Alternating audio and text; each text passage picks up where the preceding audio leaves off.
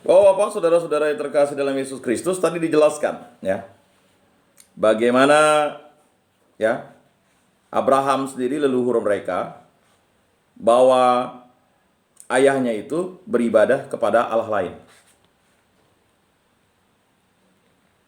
Ayahmu ialah orang Amori dan ibumu orang Het. Keduanya berasal dari bangsa kafir. Sabda Yahweh.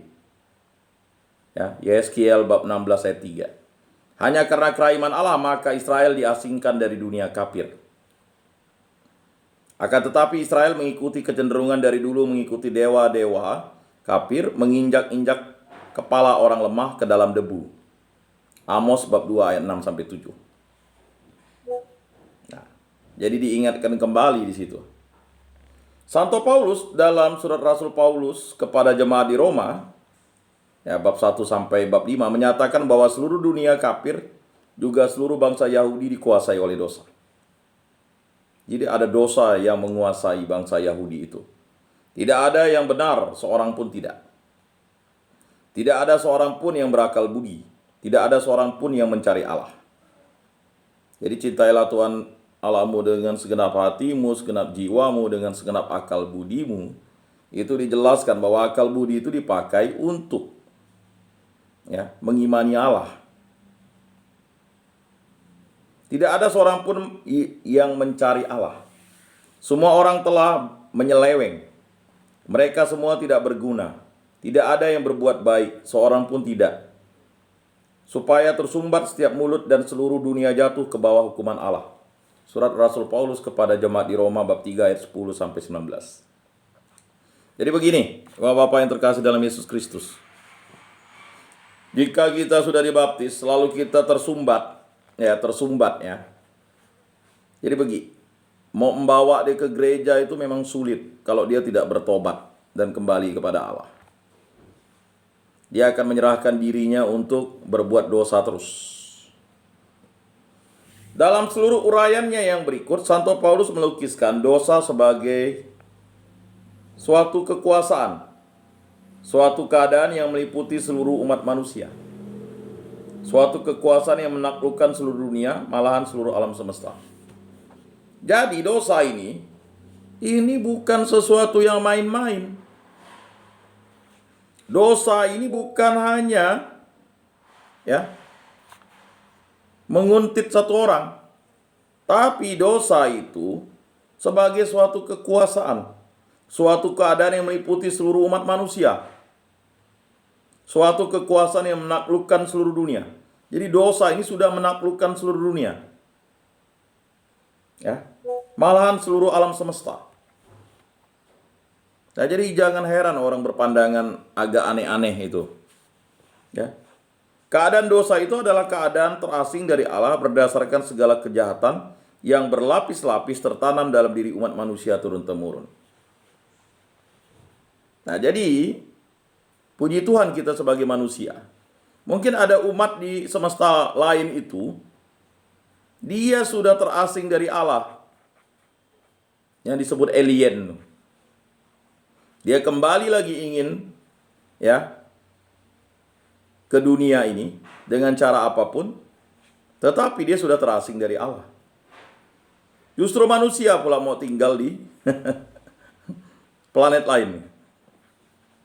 Jadi kalau kita pahami, bumi ini ya dan seluruh alam semesta itu ditebus oleh Allah. Karena ya sebelumnya dikuasai oleh dosa. Nah, dosa ini ya telah dikalahkan oleh Yesus Kristus. Dan memang kita kurang mengerti dan kurang memahami maksudnya, tetapi kita ikuti apa maksud dan tujuan dari Allah. Itu penting.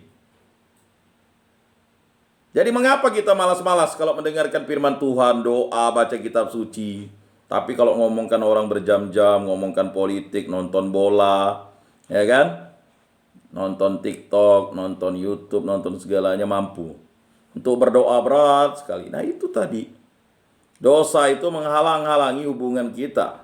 Menghalang-halangi hubungan kita dengan Allah. Kita masih membenarkan dosa itu. Seharusnya Allah lah yang benar, dosa adalah yang jahat. Tetapi kita membenar-benarkan dosa itu. Tak apa-apa bah dia selingkuh, karena tak punya anak, makanya dia selingkuh biar punya keturunan. Itu pula yang kita sarankan ke kawan kita. Tak apa-apa bah kau kawin lagi, bini kau kan mandul. Itulah kita, jadi iblis namanya, setan. Mungkin di antara kita banyak yang jadi setan, jadi iblis. Ngumpul di warung kopi. Tak apa-apa bah selingkuh, kan tak ketahuan bini bah. Nah, tak apa-apa makan narkoba sikit. Toh nanti bisa sembuh. Itu. Tak apa-apa tak ke gereja. Ya kan, Tuhan kan Maha Pengampun, Maha Penyayang. Kita tak ke gereja sekali kan tak apa-apa. Yang tak ke gereja ya ndak mati juga. Itu kita dah jadi iblis, jadi setan tuh. Nah, itu saya kasih pemahaman yang kontekstual lah kepada bapak-bapak. Jangan terlalu banyak teologis filsafat dengan anaknya ya. Jadi begitu. Jadi untuk menjelaskan barang ini butuh yang real saja. Ya kan? Nggak apa-apa bah nonton film porno. Kita kan nggak ada berbuat. Itu kita sering menjadi iblis-iblis yang kayaknya baik gitu bah. Ya kan? Nyarankan kawan yang baik kayaknya. Padahal kita sudah merasuki orang dengan akal budi kita yang jahat. Nah ini sering terjadi. Segala sesuatu tuh bisa lancar kalau pakai ini, pakai itu. Nah, jadi sadari itu bahwa Bapak, saudara-saudara, untuk memahami itu memang butuh waktu dan proses dan kehendak Allah lah terjadi dalam diri kita. Ya. Jadi sampai dijelaskan Yesus itu luar biasa kepada bangsa Israel. Sampai Rasul Paulus juga menjelaskan. Ya. Jadi dosa itu melekat pada kita sebelum kita melakukan suatu perbuatan. Ya. Jadi dosa itu sudah melekat pada kita. Belum berbuat, sudah melekat. Karena dosa Adam dan Hawa. Dosa merupakan suatu penyakit umum. Seluruh dunia terjangkit olehnya. Lebih parah daripada COVID-19, bukan lebih parah. Jadi dosa itu menjangkit ya. Ya kan? Tak seorang pun dapat melepaskan diri dari kekuasaannya. Tidak bisa. Karena dosa itu sudah menguasai manusia. Ya. Karena dosa itu sesuatu yang sudah masuk. Ya. Akibat kesalahan Adam dan Hawa yang fatal. Jika kamu makan buah itu, ya kan, kamu akan berdosa. Jadi Adam dan Hawa membuka selubung dosa yang sebenarnya harus mereka jaga supaya tidak terbuka. Jadi akibat kesalahan fatal, Allah memberikan kekuasaan, kepercayaan kepada Adam dan Hawa untuk menjaga buah yang baik dan benar itu.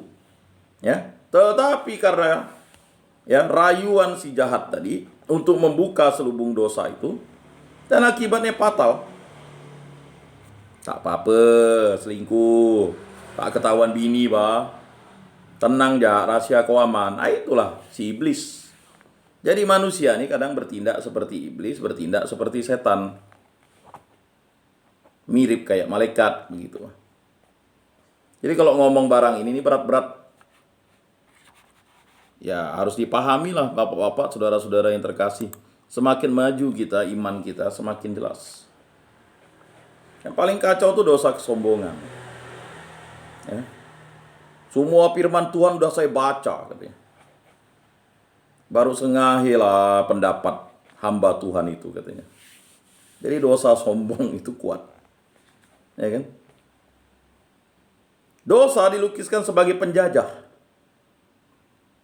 tiran, penindas, raja yang ganas yang membelenggu seluruh dunia. Pengiringnya ialah kematian. Ya. Upah dosa adalah maut. Ya. Jadi pengiringnya ialah kematian. Ya. Surat Rasul Paulus kepada jemaat di Roma bab 5 ayat 12. Manusia menjadi hambanya, budaknya. Bayangkan. Menjadi hambanya, budaknya. Ya. Kita ingat Salomo, 1000 istrinya. Akhirnya dia berdosa karena istri-istrinya yang jalang. Karena tidak lagi mau beribadat kepada Yahweh, kepada Allah.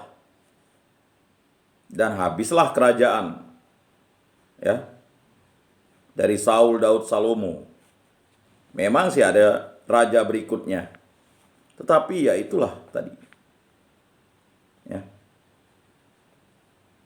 Seluruh dunia berada di bawah kuasa si jahat.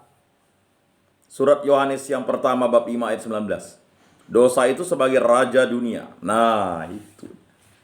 Raja dunia. Yang bertentangan dengan Kristus. Yang pemerintahannya bukan dari dunia ini. Jadi kalau Kristus bukan dari dunia ini, tetapi dosa itu adalah raja dunia. Itulah kesalahan fatal Adam dan Hawa.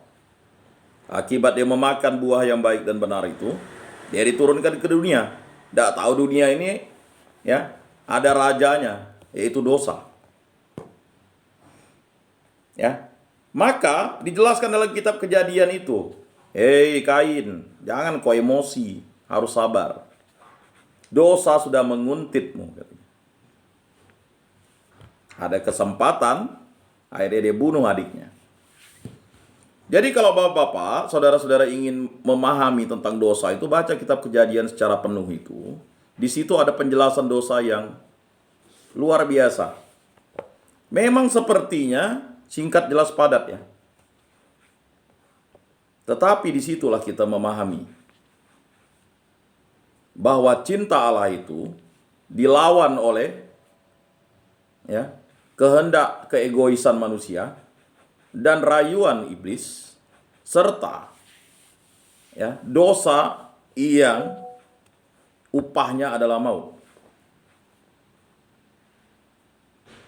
Nah, kalau Yohanes Pembaptis menunjuk kepada Yesus selalu berseru, lihatlah anak domba Allah yang menghapus dosa dunia, maka bukan dipakainya dalam bentuk jamak dosa-dosa sebagai perbuatan, melainkan bentuk tunggal dosa. Anak domba Allah yang menghapus dosa dunia, kasihanilah kami. Ya. Jadi yang bisa menghapus dosa dunia, yaitu raja dunia, itu adalah Yesus Kristus. Tidak ada kan disebut dosa-dosa? Karena memang dosa itu, ya, adalah tindakan melawan kehendak Allah. Namanya dosa. Dan itu juga yang menjatuhkan malaikat, ya, yang dulunya adalah malaikat terang menjadi malaikat gelap, iblis namanya. Ya. Bapak-bapak, saudara-saudara yang terkasih dalam Yesus Kristus, dosa itu merasuki hawa nafsu manusia. Dosa itu menguntit kita kemanapun kita berada. Kalau kita jatuh dalam kondisi yang salah, kita bergabung dalam hal-hal yang jahat, kita bersekutu dalam hal-hal yang jahat, ya. Dia juga ada pewartaannya tuh dosa tuh, ya. Jadi kalau namanya ada pengudusan, ada pendosaan namanya, ya. Kalau mereka, ya, ada pengudusan, ada pendosaan. Ya, siapa bilang, ya, kejahatan itu tidak ada pewartaan? Kalau kerikma, pewartaan tentang hal yang baik, yaitu tentang kabar gembira. Ya. Siapa bilang tidak ada persekutuannya dosa-dosa, ya, atau kejahatan itu? Ada. Siapa bilang tidak ada kesaksiannya? Ya. Bahkan banyak kesaksian itu kita bercerita tentang dosa-dosa kita. Kacau. Ya. Ada dulu kawan saya sudah meninggal ya. Dia cerita ada seorang khotbah hamba Tuhan.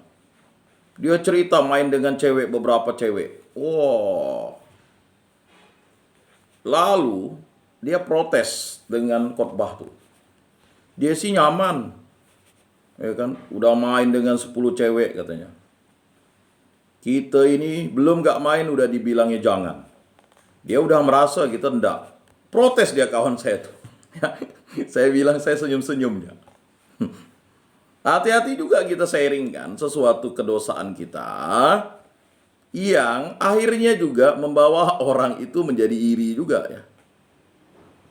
Makanya kata Yesus, ngapalah iri? Ya. Mengapa kita cemburu dengan orang berbuat dosa kan? Untuk apa katanya? Sia-sia. Nah, ini harus diperhatikan oleh kita, Bapak-bapak, saudara-saudara yang terkasih dalam Yesus Kristus. Ya. Jadi kalau Yohanes Pembaptis menunjuk kepada Yesus lalu berseru, lihatlah anak domba Allah yang menghapus dosa dunia, maka bukan dipakai dalam bentuk jamak dosa-dosa sebagai perbuatan, melainkan bentuk tunggal dosa sebagai kekuasaan yang mengikat manusia. Yesus menghapus kekuasaannya. Jadi Yesus itu bukan hanya tabib yang ajaib, hanya menyembuhkan, ya, bukan hanya menyembuhkan. Sebenarnya diceritakan Yesus itu menghapus dosa-dosa manusia. Menghapus dosa itu. Dan kalau dosa itu tidak dihapus, kita tidak akan bisa berjumpa dengan Allah lagi. Karena akibat Adam dan Hawa dan dosa nenek-nenek moyang kita. Bukan secara umum saja dosa menguasai umat manusia, melainkan setiap kita terikat oleh belenggunya. Baik mengenai keadaan maupun perbuatan kita yang memperkuat belenggunya. Jadi dosa itu membelenggu kita. Jangan jauh misalnya. Kita mau ke gereja, lalu kita ingat dosa, kita lupa ke gereja. Ya.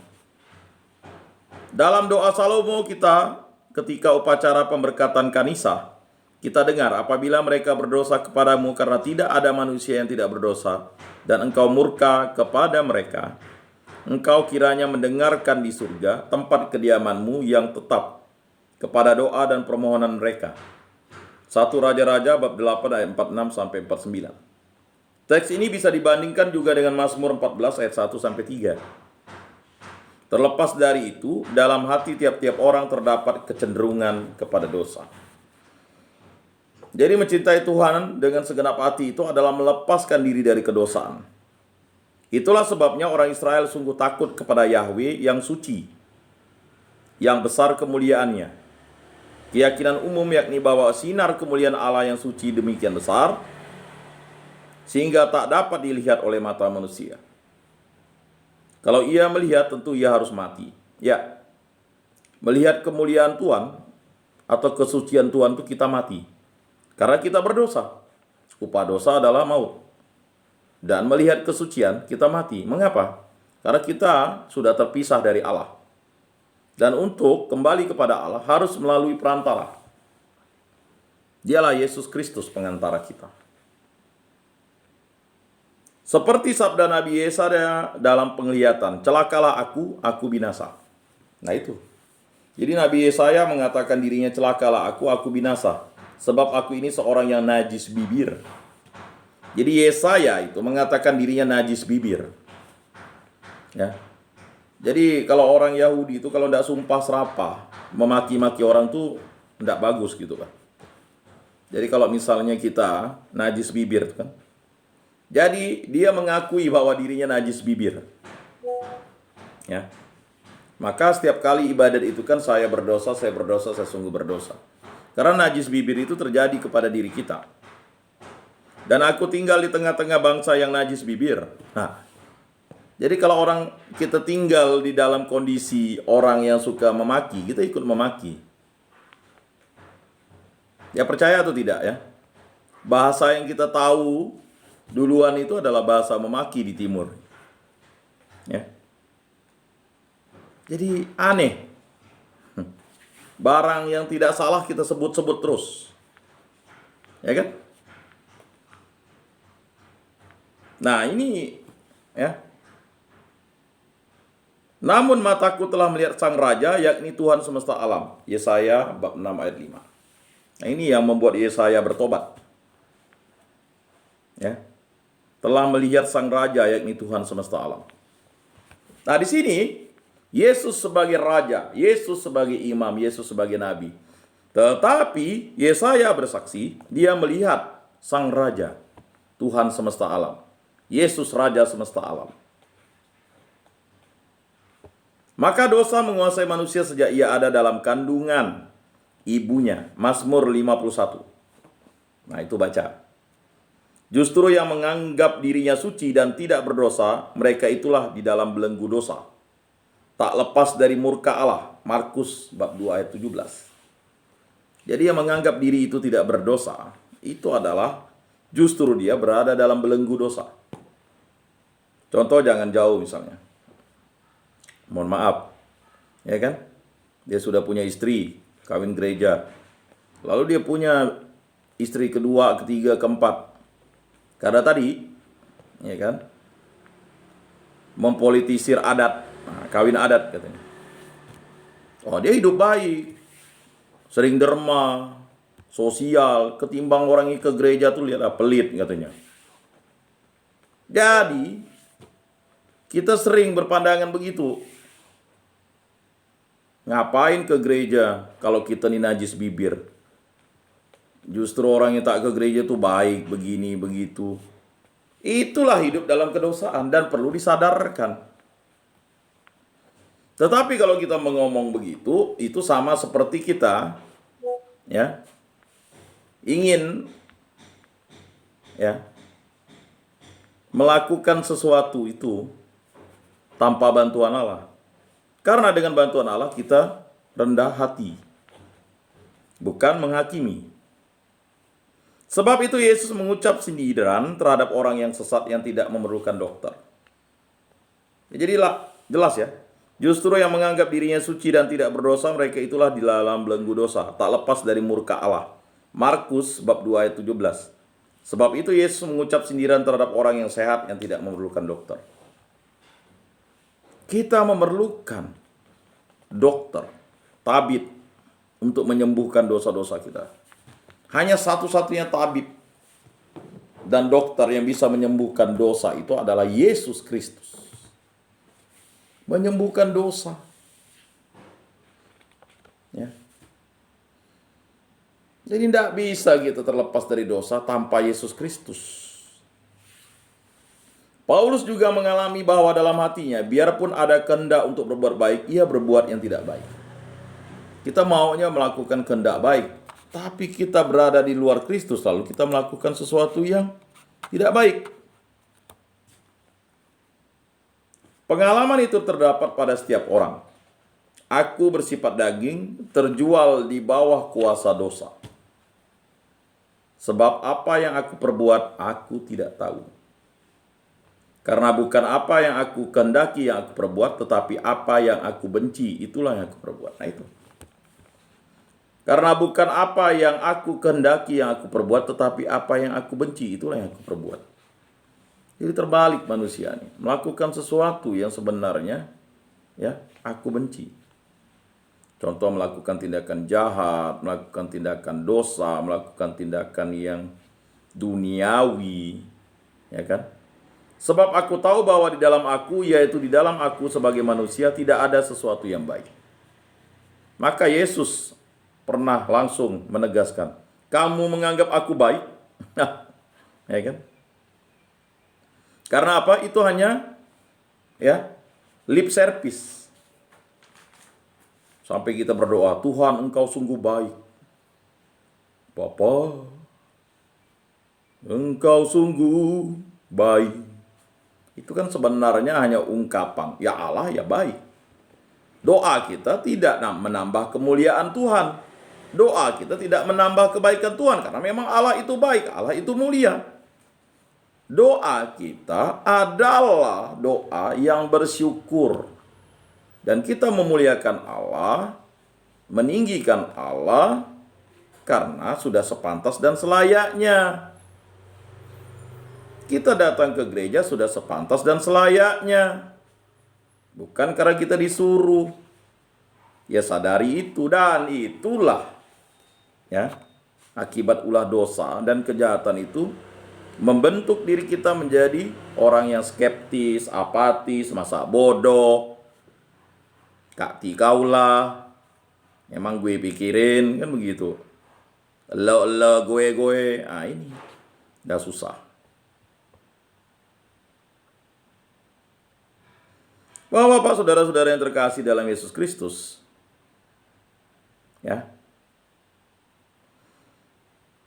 Sebab bukan apa yang aku kendaki yaitu yang baik yang aku perbuat, melainkan apa yang tidak aku kendaki yaitu yang jahat yang aku perbuat. Di dalam anggota-anggota tubuhku, aku melihat hukum lain yang berjuang melawan hukum akal budiku, dan membuat aku menjadi tawanan hukum dosa yang ada di dalam anggota-anggota tubuhku. Surat Rasul Paulus kepada jemaat di Roma, bab 7 ayat 14-25. Jadi memang apa yang disampaikan oleh Rasul Paulus ini adalah sesuatu yang harus kita pahami dan sadari. Bahwa pikiran kita anggap baik, tetapi itu tidak baik. Ya kan? Kita pernah mungkin menyarankan orang untuk aborsi. Ngapain kamu mempertahankan anakmu itu? Itu kan anak dari selingkuhanmu. Udahlah orang berbuat jahat, kena timpa tangga, lalu kita suruh bunuh lagi. Itulah sesuatu kehendak jahat. Kong kali kong namanya. Bermacam-macam. Udahlah, kau kan tak punya anak dari istrimu, kau selingkuh ya dengan tetanggamu tuh biar dapat anak. Ini gurau sih di warung kopi. Tetapi itulah, tidak ada gurau-gurau tentang dosa tuh. Banyak di antara kita bergurau-gurau, ya kan? Oh, sudah biasa dia tuh pakai jahat apa-apa, ya kan? Dari zaman dulu dia masih belum punya suami pun udah jual diri. Ini kan tawaran-tawaran dosa itu menggiurkan dan akhirnya mempengaruhi pikiran-pikiran ya kita menjadi inang dosa jadinya. Dalam perbudakan kita oleh dosa tampak pula kerahiman Allah. Nah ini ya.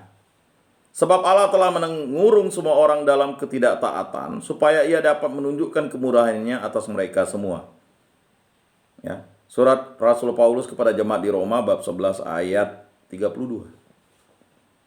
Lagi pula kitab suci telah mengurung segala sesuatu di bawah kekuasaan dosa, supaya oleh karena iman dalam Yesus Kristus janji itu diberikan kepada mereka yang percaya. Surat Rasul Paulus kepada jemaat di Galatia bab 3 ayat 22.